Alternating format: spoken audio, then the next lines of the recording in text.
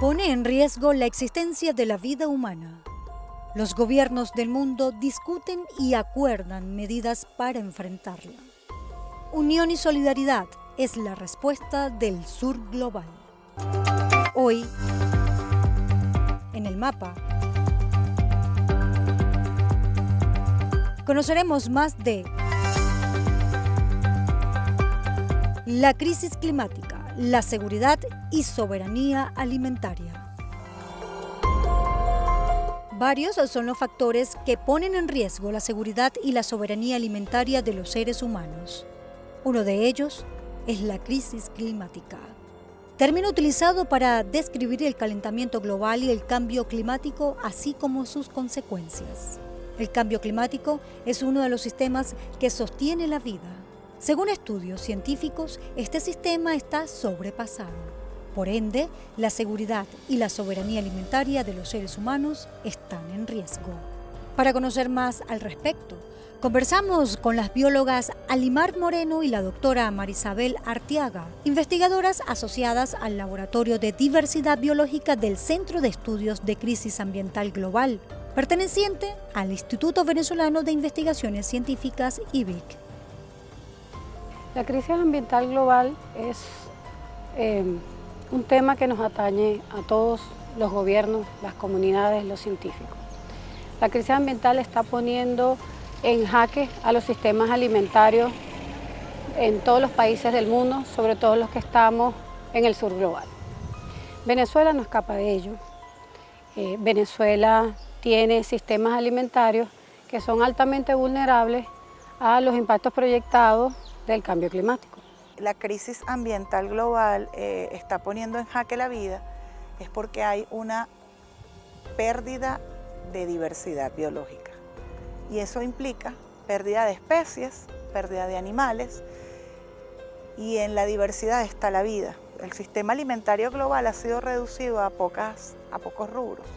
El sistema alimentario global descansa sobre los cereales, que son prácticamente en los que se basó la Revolución Verde, en aumentar los rendimientos de los cereales, el arroz, el trigo, la soya, el maíz.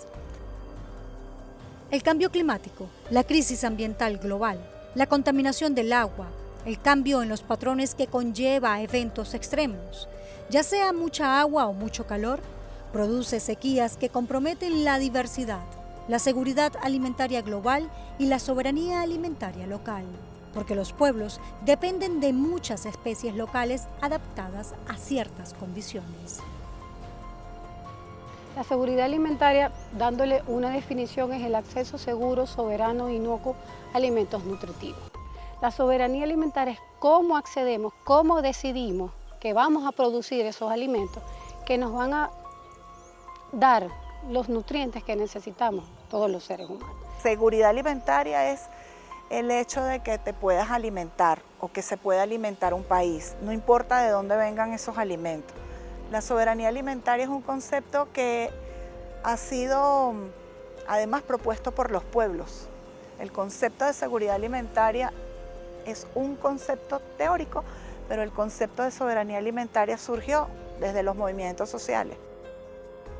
Arteaga induce en su exposición dos hechos importantes: la Revolución Verde y su contraparte, el concepto de soberanía alimentaria impulsado por el gran movimiento social Vía Campesina. La Revolución Verde es un proyecto surgido en 1940 en el Departamento de Ciencias Naturales de la Fundación Rockefeller, junto con importantes empresas agrícolas, para impulsar a gran escala la producción de alimentos agrícolas a fin de satisfacer la demanda mundial. Se centra fundamentalmente en los cereales. Nosotros desde la ciencia hemos hecho un transitar como en dos sentidos. ¿Por qué lo digo así? Porque la Revolución Verde fue impuesta por un modelo científico. Entonces hubo una promesa acompañada de una serie de cosas para que esa promesa se diera. La Revolución Verde lo que hizo fue aumentar el rendimiento de cultivos, pero para que eso se diera se necesitaban grandes extensiones de terreno. Entonces eso también fue acompañado de latifundios, porque para que sea rentable y para que ese modelo funcione, se necesita que los monocultivos tengan grandes extensiones de terreno. ¿Y de dónde salieron esas grandes extensiones de terreno? De muchas fuentes, de campesinos que fueron desplazados de sus tierras, por ejemplo, o simplemente que fueron ellos mismos desplazándose de sus tierras porque no hay las condiciones de vida. Con un modelo que fue pensado desde la ciencia. El principio es exitoso, pero el precio es elevado. Monocultivos, monopolio de las semillas, empobrecimiento del campesino, desplazamiento de este a las ciudades, grandes cantidades de fertilizantes, herbicidas y venenos basados en el petróleo.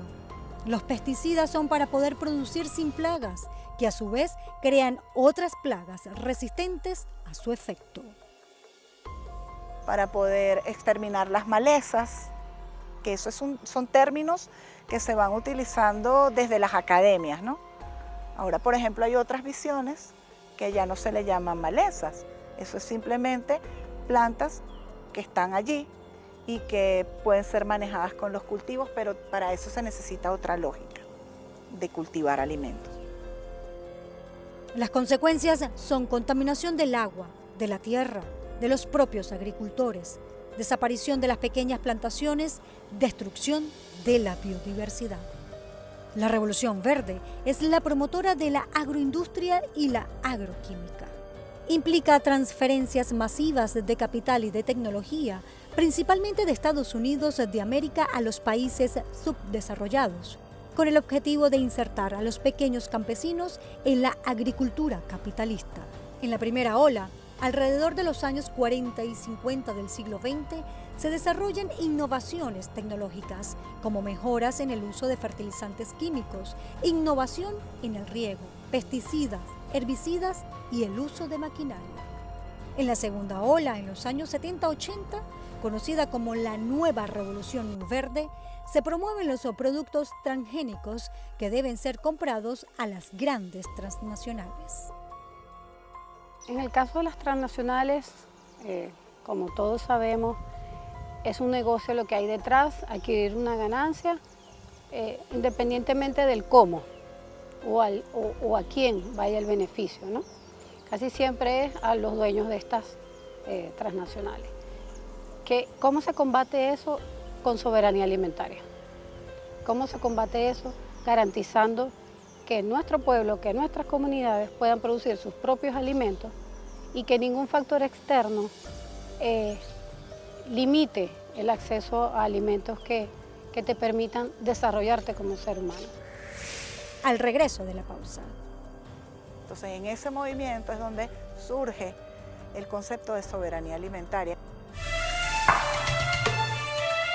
En respuesta a este modo capitalista de producir alimentos, surge una contrapropuesta desde el corazón del pequeño productor agrícola organizado a nivel mundial, la soberanía alimentaria. Quien lo trabaja, quien lo expone, quien lo trae y lo masifica entre los movimientos es la Vía Campesina, que es el movimiento más grande de campesinos, campesinas, pescadores, pescadoras del planeta.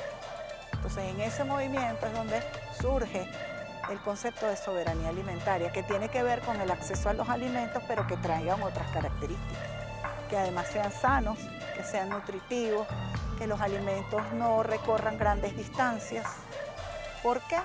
Porque todo eso le genera seguridad alimentaria y soberanía alimentaria. O sea, te puedes alimentar, pero además tienen otras condiciones esos alimentos. El movimiento internacional La Vía Campesina se funda en 1993. Reúne a más de 200 millones de campesinos, trabajadores sin tierra, trabajadores agrícolas migrantes, pastores, pequeños y medianos agricultores, mujeres rurales, pescadores y jóvenes de todo el mundo. Está construida sobre un sólido sentido de unidad y solidaridad. Defiende la agricultura campesina por la soberanía alimentaria. La Vía Campesina comprende 182 organizaciones locales y nacionales en 81 países de África, Asia, Europa y América. Venezuela está representada por el Frente Nacional Campesina Ezequiel Zamora. ¿Qué debemos hacer desde el Estado venezolano, los científicos, las comunidades? Es primero garantizar la seguridad alimentaria con la producción y además potenciar, fortalecer esas iniciativas autoorganizativas que hacen que haya seguridad en esas comunidades y a su vez no dependan de intervenciones externas o de exportaciones o de importaciones para garantizar sus alimentos diarios. La preocupación por la crisis climática convoca a los gobiernos del mundo a la Cumbre Climática de Naciones Unidas, conocida como Conferencia de las Partes, un encuentro internacional en el que participan representantes de diversos países. Se discute y toman decisiones sobre la migración de emisiones, la adaptación del cambio climático y otros aspectos importantes relacionados con la preservación del medio ambiente. El presidente de Venezuela, Nicolás Maduro, participa en la COP27 en Egipto en el año 2022. Cada hora, cada mes, cada año de inacción, de vacilación, de indolencia, se traduce hoy en ecosistemas destruidos, en especies extintas y en el deterioro de las condiciones de vida del planeta que nos había dado con tanta generosidad, pero que hoy empieza a pasar una enorme factura por los abusos cometidos. Reconocer los fracasos civilizatorios en esta materia es el comienzo para rectificar de manera radical.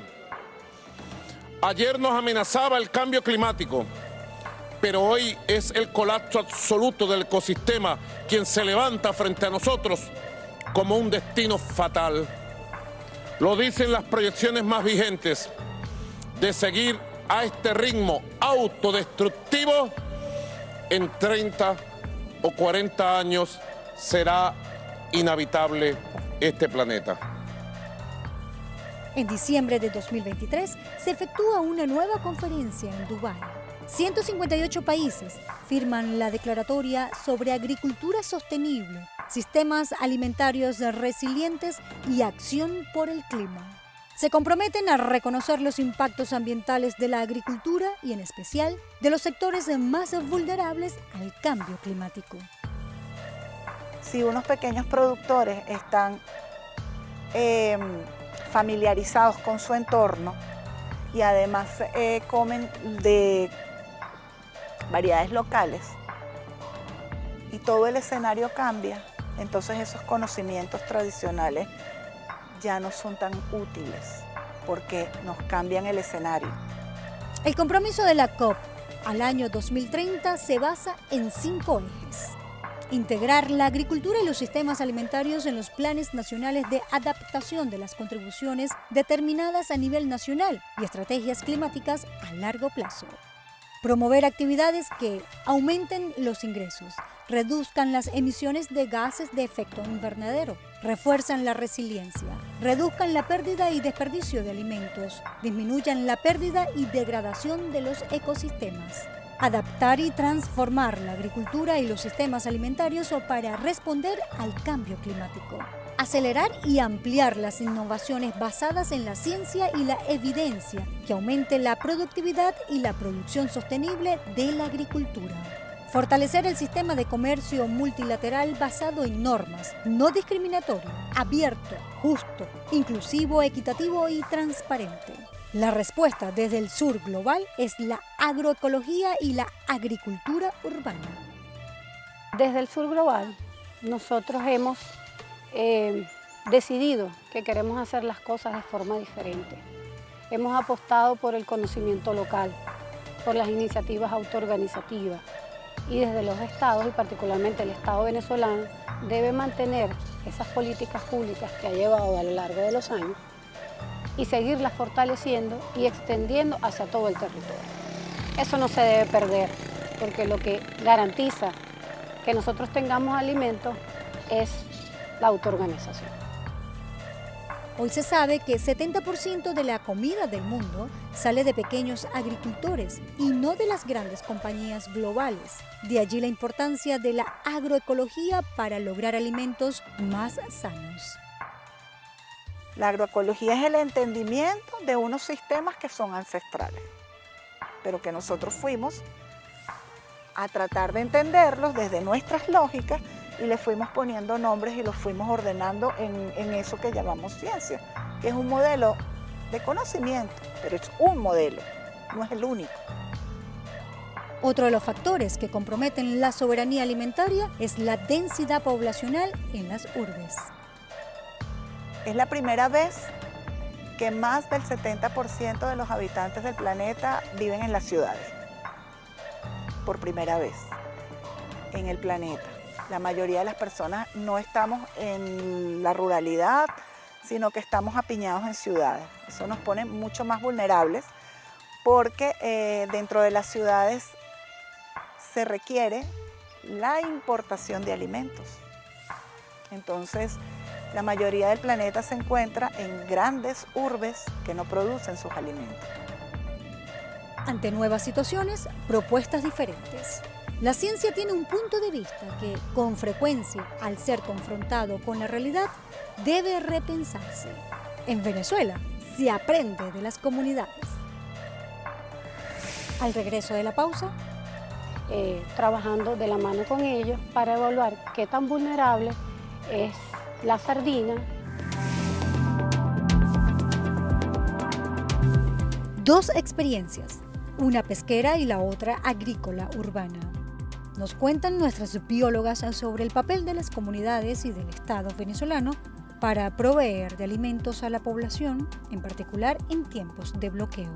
En Venezuela, uno de los sistemas alimentarios más importantes, más relevantes, que contribuyen con la seguridad y la soberanía alimentaria, son aquellos que están en las costas venezolanas, específicamente la pesquería artesanal, la producción de alimentos desde el mar, lo que nos aportan los pescadores y las pescadoras de la patria. La pesquería artesanal está entre uno de los sectores más vulnerables a sufrir impactos negativos del cambio climático. Entonces es menester de los científicos apoyar a las autoridades en materia de pesca en el desarrollo de políticas públicas que disminuyan su vulnerabilidad y promuevan la capacidad de adaptación autoorganizativa que tienen las mismas comunidades locales asentadas en esos territorios. Desde el Laboratorio de Diversidad Biológica del IBIC apoyan un proyecto que evalúa la vulnerabilidad y la seguridad alimentaria de las comunidades pesqueras de sardinas de la isla de Margarita, la isla de Coche y toda la costa central de la península de Araya en el estado Sucre. La información recabada es enviada al Ministerio del Poder Popular de Pesca y Acuicultura, con evaluaciones científicas sobre el impacto del cambio climático en esta especie. Estamos allí con las comunidades de pescadores de sardinas, trabajando de la mano con ellos para evaluar qué tan vulnerable es la sardina al incremento de la temperatura, a la acidificación de los océanos, al cambio en la productividad primaria de los océanos y además cómo eso puede incidir directo o indirectamente en las capturas de las cuales dependen estas comunidades de pescadores y a su vez indirectamente los consumidores de la sardina. La sardina es un producto sano, seguro, nutritivo, de bajo costo, que se convierte en la principal proteína animal durante los años más duros del bloqueo alimentario contra Venezuela. Molero nos narra una experiencia en una comunidad en la isla de Margarita. Uno de ellos nos contaba que de su pesca diaria, ellos permitían que los toberos, como son denominados comúnmente en esa localidad, fueran hasta orilla de playa a tomar un tobo de sardina y llevarla hacia sus vecinos. Y este líder comunitario nos decía, yo me siento orgulloso porque yo no dejé que mi comunidad pasara hambre. Todos aquí tuvimos un plato de comida diario, mientras el bloqueo fue muy duro, que fueron los años 2016, 2017, 2018, y gracias a lo que nosotros producíamos artesanalmente, a la proteína que producíamos artesanalmente, mis vecinos no tuvieron en riesgo su seguridad alimentaria. Yo creo que experiencias así las tenemos que seguir recogiendo porque eso nos permite saber cómo responden las comunidades ante eventos sobrevenidos. Y creo que eso es lo que podemos rescatar de las comunidades de pescadores. En Caracas se visitan unas 23 comunidades para conocer cómo a través de la agricultura urbana enfrentan la misma situación de escasez de alimentos. Hay un preescolar que está en La Bandera. Y ese preescolar en sus techos está en La Bandera, en una de las zonas más vulnerables económicamente. Los niños comen en los preescolares, ¿no? Y ese preescolar se quedó por la situación, disminuyó la posibilidad de darle comida a los niños. Y sembraron tomates en los techos. Y esos tomates dieron en algún momento 3 toneladas de tomates, sacaban de los techos. Y había un señor que que subía porque en la parte más alta del barrio o de la comunidad, y empezaron a intercambiar los tomates por pescado. Entonces ya tenían proteína para darle a los niños. Y eso lo hicieron las maestras.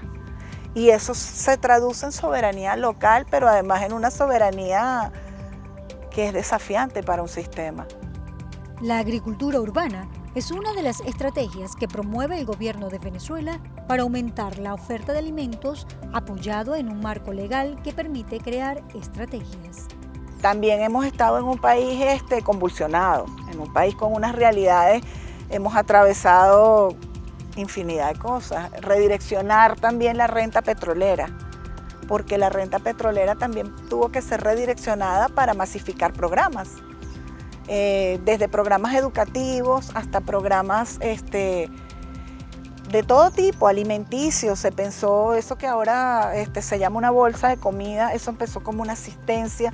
O sea, todo en este país ha estado en disputa y en redimensionarse en los últimos 20 años.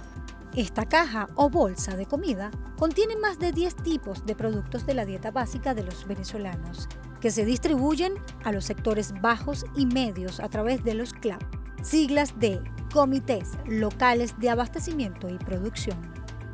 Es un programa del gobierno central en respuesta a la escasez inducida. Se encarga de la importación y distribución de alimentos a nivel nacional hasta el nivel local a precios subsidiados. La organización de esta distribución la llevan los consejos comunales, la mayoría liderados por mujeres, quienes también encabezan las siembras urbanas, incluso de plantas medicinales. Esas investigaciones se han ido complejizando y entonces ahora no solo nos interesa saber qué siembran, cuándo siembran, dónde lo siembran, cómo hacen para tener las semillas, que es la parte cómo llegamos allí, interesados en la agrobiodiversidad. Entonces después nos interesa cómo es la organización que permite que un espacio de agricultura persista en el tiempo, cómo se comercializan sus productos, si son por trueque, a dónde llegan esos productos de la comunidad. Con la evaluación de estas experiencias, concluyen en la necesidad de tener un enfoque interdisciplinario para poder generar desde el Estado intervenciones de adaptación localizada a fin de que sean exitosas y se mantengan en el tiempo.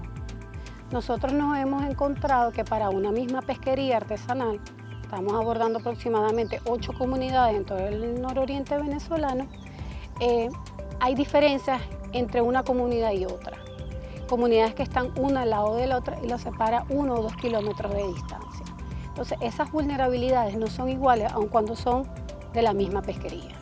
Entonces, cuando tú haces esas intervenciones, esos abordajes en las comunidades, es cuando entiendes que las políticas públicas en materia de adaptación al cambio climático, en garantizar la seguridad alimentaria de esas comunidades y de un país, deben estar adaptadas a la realidad local. Y eso ha sido acompañado por el Ministerio. ¿Por qué? Porque a través del financiamiento a proyectos nos dan un espaldarazo. O sea, no somos nosotros a la loca, sino que tenemos un plan. Eso a su vez se ha ido sumando, porque ahora que queremos saber en medio de que estamos en un planeta en crisis, se ha formado un centro de investigación en cambio climático y tenemos esta experiencia con la comunidad. Ahora necesitamos saber cuáles son las vulnerabilidades ante esta nueva situación que se llama crisis ambiental y tenemos unos protocolos